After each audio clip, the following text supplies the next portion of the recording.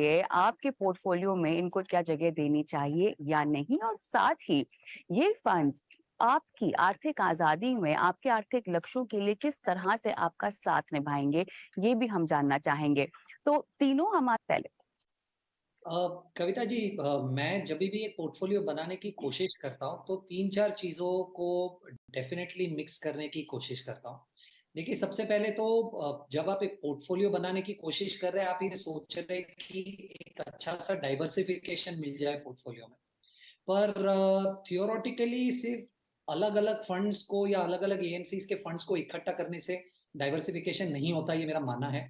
तो मैं तीन चार चीजों को ध्यान में रखता हूँ। सबसे पहले तो मुझे ऐसा लग रहा है कि अगर आपके पास 7 साल का समय है तो वो अच्छा समय है कि आप large cap, mid cap, small cap तीनों में एक्सपोजर ले सके। तो मुझे ऐसा लग रहा है कि एक पोर्टफोलियो अगर आपके पास 7 से 10 साल का समय है निवेश करने के लिए, तो आपको large cap, mid cap, small cap तीनों में इक्वली पैसा डिवाइड करना चाहिए। क्योंकि ये प्रिडिक्ट कर पाना कि अगले 3 साल में कौन सा मार्केट कैप अच्छा करेगा और कौन से मार्केट कैप में रिस्क कम होगा या वॉलिटिलिटी कम होगी या ज्यादा होगी, ये इम्पॉसिबल है।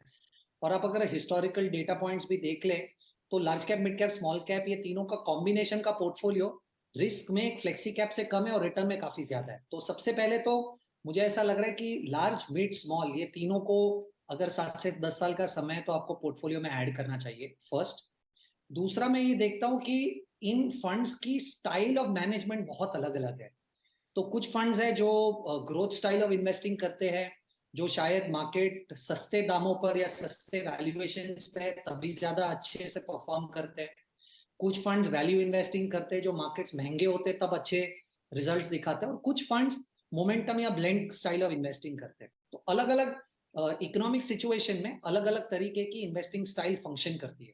तो मुझे ऐसा लग रहा है कि एज अ रिटेल इन्वेस्टर, क्योंकि आप ये शायद टाइम नहीं कर पाए, इन दोनों तीनों स्टाइल्स को अगर आप साथ में जोड़ ले तो एक अच्छा डाइवर्सिफाइड पोर्टफोलियो बन जाएगा।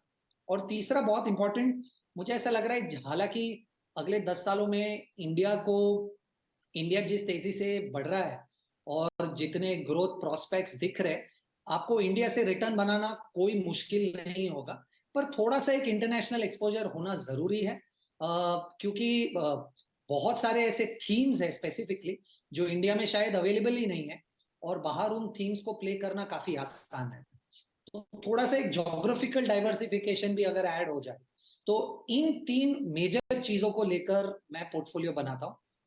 Market cap diversification, style of investing diversification और थोड़ा सा एक जोग्राफिकल फ्लेवर, इन तीनों को लेकर अगर आप पोर्टफोलियो बनाए तो ये मेरा स्टाइल है। और ऑफ कोर्स इसके अलावा आप normally fund risk adjusted returns पे कैसे परफॉर्म करते आ रहा है, कंसिस्टेंसी कैसी है, कहाँ और कैसे निवेश कर रहे हैं, वो सब तो बहुत जनरल है, उसको तो आपको देखना ही चाहिए। पर लार्जली ये तीन चीज मैं देखता हूँ पोर्टफोलियो बनाने के पहले। ऑलराइट, चलिए, तो ये वो बात